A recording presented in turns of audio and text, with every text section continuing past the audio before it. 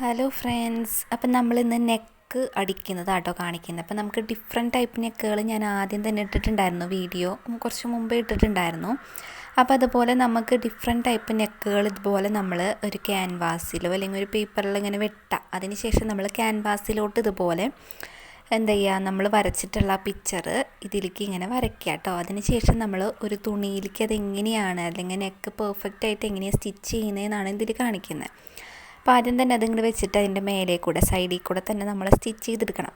പിന്നെ ഇതുപോലെ ആ ഒരു സെൻറ്റർ ഭാഗത്തായിട്ട് ആ ചെറിയൊരു ഹോളുണ്ട്, അപ്പോൾ ആ ഭാഗത്തുമ്പോൾ കറക്റ്റ് ഇങ്ങനെ തിരിച്ച് നമ്മൾ ആ റൗണ്ട് ഷേപ്പിലോട്ട് തന്നെ ആക്കണം കേട്ടോ.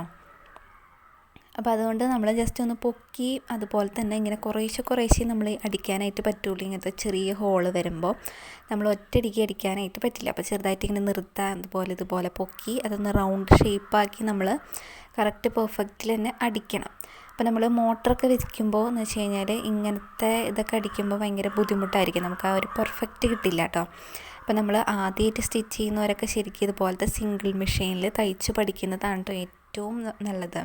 അതാവുമ്പോൾ നമ്മൾക്ക് പെർഫെക്റ്റായിട്ട് തന്നെ സ്റ്റിച്ചിങ് പഠിക്കാൻ പറ്റും. പിന്നെ നമ്മൾ പെർഫെക്റ്റായി കഴിഞ്ഞാൽ നമുക്ക് മോട്ടർ വെച്ചൊക്കെ പെട്ടെന്ന് സ്റ്റിച്ച് ചെയ്തെടുക്കാം. അപ്പോൾ നമ്മൾ ഈ കഷ്ടപ്പെട്ട് ചവിട്ടേണ്ട ആവശ്യമില്ല, ജസ്റ്റ് ഇതൊന്ന് പ്രസ് ചെയ്ത് നമുക്കിങ്ങനെ സ്റ്റിച്ച് ചെയ്യാം കേട്ടോ. അപ്പോൾ നമുക്ക് ഈ റൗണ്ട് നെക്ക് കറക്റ്റ് തന്നെ ഷേപ്പിൽ ഇതുപോലെ അടിച്ചെടുക്കണം. ഇതെന്ന് വെച്ച് കഴിഞ്ഞാൽ നമ്മൾ ഈ ഒരു പാറ്റേൺ വെച്ചിട്ട് തയ്ക്കുന്നതെന്ന് വെച്ച് കഴിഞ്ഞാൽ നമ്മൾ വെട്ടുമ്പോൾ ഇവിടെയൊക്കെ എന്തെങ്കിലും ഏറ്റക്കുറച്ചിലുകൾ ഉണ്ടായിക്കഴിഞ്ഞാൽ നമുക്കത് പിന്നെ മാറ്റാൻ പറ്റില്ല. കഴുത്തിൻ്റെ കാര്യം എങ്ങനെയാണ്, നമ്മൾ കഴുത്ത് കയറിയിരിക്കുന്ന കഴുത്താണെന്ന് വെച്ചാൽ വീണ്ടും നമുക്ക് ഇറക്കി ലെവൽ ചെയ്ത് ആക്കാം. പക്ഷേ കറക്റ്റ് അളവിനെടുത്തിട്ടുള്ള കഴുത്ത് നമുക്ക് വീണ്ടും വെട്ടിക്കഴിഞ്ഞാൽ വീണ്ടും പരപ്പ് കൂടും. അപ്പോൾ അതുകൊണ്ട് തന്നെ അതൊരു ഭംഗി കുറവായിരിക്കും. അപ്പോൾ നമുക്കിത് ഇതുപോലെ ജസ്റ്റ് ഒന്ന് സ്റ്റിച്ച് ചെയ്യാം കേട്ടോ. എന്നിട്ട് നമുക്കിങ്ങോട്ട് തിരിക്കാം.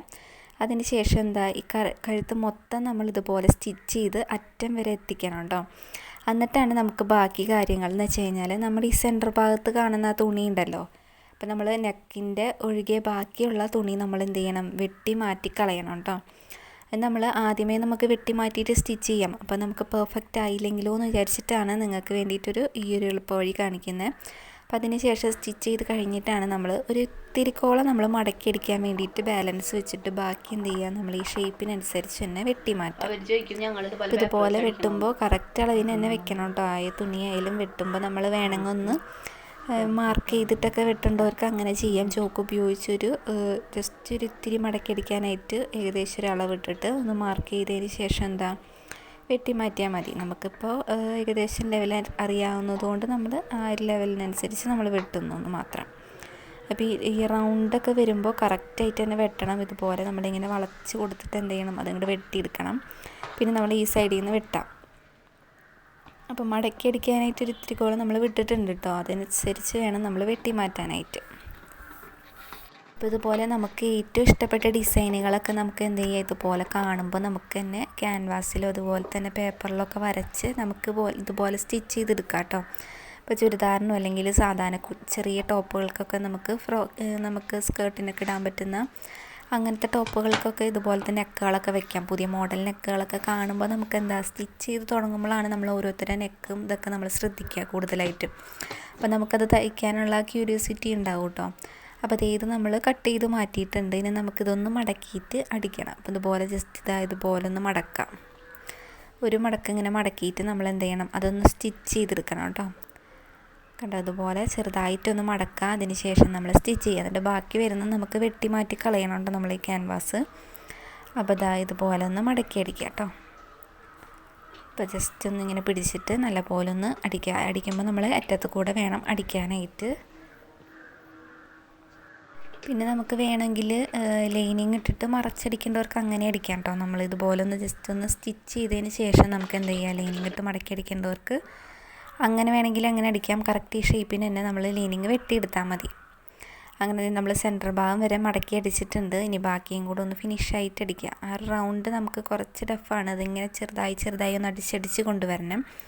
അപ്പോൾ അതും കൂടെ കഴിഞ്ഞ് കഴിഞ്ഞാൽ പിന്നെ സാധാരണ റൗണ്ട് നെക്കാണ്. പിന്നെ ചെറിയ ഒക്കെ വരുന്ന കുഞ്ഞി കഴുത്തുകളൊക്കെ ഉണ്ട് കേട്ടോ, പുതിയ മോഡൽ കഴുത്തുകളൊക്കെ ഉണ്ട്. അപ്പോൾ നമ്മൾ ആദ്യം എന്ന് വെച്ച് കഴിഞ്ഞാൽ അത്യാവശ്യം കുറച്ച് സിമ്പിളായിട്ടുള്ളത് സ്റ്റിച്ച് ചെയ്ത് പഠിക്കുന്നതായിരിക്കും എല്ലാവർക്കും നല്ലത്. അതിന് ശേഷം നമുക്ക് കുറച്ച് ഹെവി ആയിട്ടുള്ളതൊക്കെ പഠിച്ചു കഴിഞ്ഞാലും കുഴപ്പമില്ല, നമുക്ക് സ്റ്റിച്ച് ചെയ്യാൻ പറ്റും. അപ്പോൾ ആദ്യം റൗണ്ട് നെക്കും അതുപോലെ തന്നെ വിയും നമുക്ക് ചെയ്ത് പഠിക്കുക. അതിന് ശേഷം നമുക്കിതുപോലത്തെ വെറൈറ്റി കഴുത്തുകളൊക്കെ ഇതുപോലെ നമുക്ക് ഇഷ്ടത്തിനനുസരിച്ച് നമുക്കിതുപോലെ വെട്ടി തയ്ക്കാം കേട്ടോ.